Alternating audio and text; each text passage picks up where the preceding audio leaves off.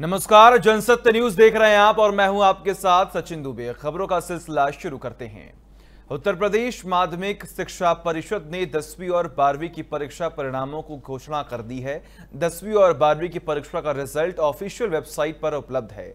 छात्र अपना result in वेबसाइटों के साथ थर्ड पार्टी वेबसाइट यानी कि uttarpradesh.indiaresults.com और examresults.net/UP पर भी चेक कर सकते हैं।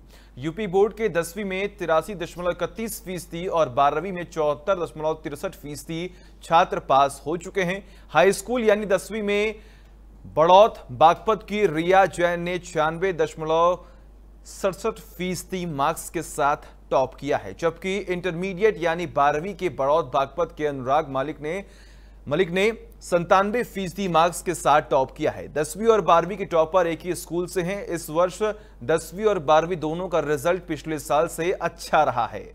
और इसी के साथ आपको बता दें कि उत्तर प्रदेश सरकार ने यह ऐलान किया है कि जिन लोगों ने टॉप किया है उनको हम 1 लाख रुपए और उनके घर तक सड़क और एक लैपटॉप देने की भी यहां पर व्यवस्था की जाएगी। वहीं पूर्वी लद्दाख में चीन लाइन ऑफ एक्चुअल कंट्रोल यानी LAC पर लगातार नापाक हरकतें करता ही जा रहा है और इसमें उसने किस तरीके से उसके दोस्त पाकिस्तान का साथ मिल रहा है ये भी लगातार आज हम आपको बताएंगे। यही वजह है कि भारत की सीमा यानी कि LAC पर जिस तरीके से चीन के साथ पाकिस्तान की हरकतों पर भी नजर लगातार रखनी पड़ रही है। सूत्रों के मुताबिक पिछले सप्ताह चीन की एयरफोर्स PLAAAF का एक रिफ्यूलर एयरक्राफ्ट POK के स्कर्दू में उतरा था। इसके बाद से भारत POK में स्थित पाकिस्तानी एयरफोर्स के ठिकानों पर बराबर नजर रख रहा है। स्कर्दू एयरबेस से मात्र 100 किलोमीटर दूर है और हाल में पाकिस्तान ने इसका विस्तार किया है। लद्दाख में LAC के पार चीन की हवाई गतिविधियां बढ़ गई हैं, जिससे यह आशंका बढ़ रही है कि चीन की एयरफोर्स POK के एयरबेसों को इस्तेमाल कर सकती है। भारत और चीन की सेनाओं के बीच पूर्वी लद्दाख में पिछले कई दिनों से तनातनी चल रही है। चीनी सेना ने मई शुरुआत में पूर्वी लद्दाख में अपनी तैनाती बढ़ानी शुरू की थी और मजबूरन भारत को भी वहां अतिरिक्त सैनिक भेजने पड़ गए थे। कोरोना की वजह से पूरी दुनिया में धार्मिक स्थलों को बंद रखने का फैसला किया गया था। लोगों को संक्रमण से बचाने के लिए पाकिस्तान ने भी करतारपुर कॉरिडोर को बंद रखने का फैसला लिया था, लेकिन अब एक बार फिर पाकिस्तान सरकार ने करतारपुर कॉरिडोर को श्रद्धालुओं के लिए खोलने का निर्णय लिया है। पाकिस्तान के विदेश मंत्री शाह महमूद कुरैशी ने इस बात की जानकारी दी है। विदेश मंत्री कुरैशी ने सोशल मीडिया प्लेटफॉर्म पर इस बात की जानकारी देते हुए लिखा कि पूरी दुनिया में धार्मिक स्थलों को खोल दिया गया है, इसलिए पाकिस्तान भी करतारपुर साहिब कॉरिडोर को खोलने की तैयारी कर रहा है और इस बात की जानकारी भारतीय पक्ष को भी दे दी गई है। उन्होंने कहा कि पाकिस्तान सरकार 29 जून को महाराजा रणजीत सिंह पुण्यतिथि के मौके पर इसे श्रद्धालुओं के लिए खोलने की तैयारी में जुटी हुई है। गौरतलब है कि अप्रैल महीने में पाकिस्तान के पंजाब प्रांत में भारी बारिश के साथ आई तेज हवाओं ने गुरुद्वारा करतारपुर साहिब में काफी तबाही मचाई थी। गुरुद्वारे के कुछ गुंबदों को काफी नुकसान हुआ था और वो टूटकर गिर गए थे। हालांकि गुरुद्वारा बंद होने की वजह से किसी को कोई नुकसान नहीं पहुंचा था।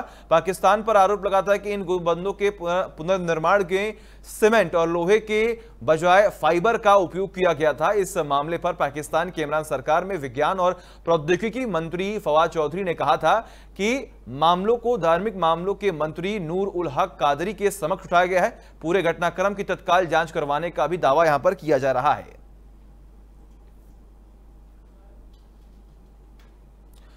और ईडी की एक टीम संदेशारा घोटाला मामले में कांग्रेस के वरिष्ठ नेता अहमद पटेल से पूछताछ करने के लिए आज उनके घर पहुंची थी। एजेंसी ने उन्हें पूछताछ के लिए बुलाया था, लेकिन उन्होंने कहा था कि वह सीनियर सिटीजन है और कोविड-19 गाइडलाइंस के कारण पूछताछ के लिए नहीं आ सकते।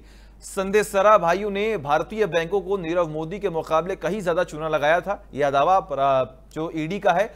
और इसी के साथ साथ आपको बता दें कि केंद्रीय एजेंसी के सूत्रों ने कहा है कि जांच में स्टर्लिंग बायोटेक लिमिटेड, संदेशरा ग्रुप और इसके प्रमुख प्रमोटरों नितिन संदेशरा, चेतन संदेशरा और दीप्ति संदेशरा ने भारतीय बैंकों के साथ लगभग 14,500 करोड़ रुपए का फर्जीवाड़ा किया, जबकि नीरव मोदी पर पंजाब नेशनल बैंक को 11,400 करोड़ रुपए का झटका देने का आरोप है। सीबीआई ने 5,343 करोड़ रुपए के बैंक फ्रॉड के आरोप में कंपनी और उसके प्रमोटरों के खिलाफ अक्टूबर 2017 में एफआईआर रजिस्टर कराया था। इसके बाद ईडी ने भी मुकदमा दायर किया। सूत्रों के मुताबिक जांच के दौरान पता लगा कि संदेशरा ग्रुप के विदेशों में स्थित कंपनियों ने भारतीय बैंकों की विदेशी शाखाओं से 9,000 करोड़ रुपए लोन लिया था। जांच अधिकारी ने कहा कि एसबीएल ग्रुप भारतीय बैंकों से रुपए के साथ साथ विदेशी मुद्रा में भी लोन लिए थे।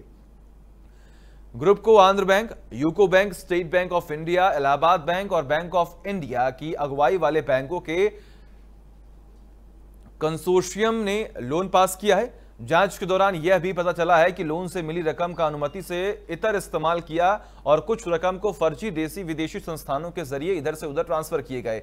मुख्य प्रमोटरों ने कर्ज की रकम न केवल नाइजीरिया में अपने तेल के कारोबार में लगाई, बल्कि इसका निजी मकसदों में भी इस्तेमाल किया गया। ईडी ने 27 जून को एसपीएल संदेशरा ग्रुप का 9,778 करोड़ रुपए की संपत्ति जब्त कर ली थी।